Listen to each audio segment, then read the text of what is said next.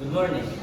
My name is Nilgar Paldikan, and this is the finding and analysis on the examining sample documents. Number one, microscopic examination.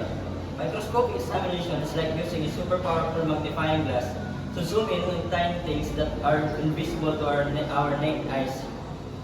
It's like getting a closer look at the secret world of microorganisms, cells, and tiny structures. Scientists use microscopic to study these tiny things, which helps them understand how they work, what's going in our bodies, and even diagnose disease. Number two, oblique light examination. Oblique light examination is a technique where a beam of light is shown at an angle on two surfaces. It's like shining a flashlight from the side to highlight the texture and detail of the object.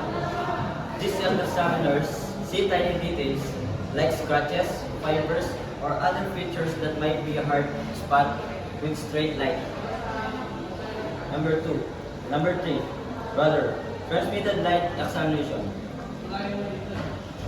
Transmitted light examination, imagine holding a thin slice of tissue or a tiny object up to a light source like a lamp. The light passes through it kinda like X-ray vision.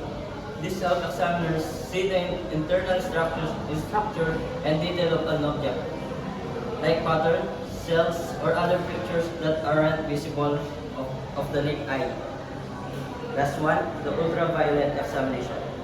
Ultraviolet examinations like using special black light to make certain substance glow in the dark.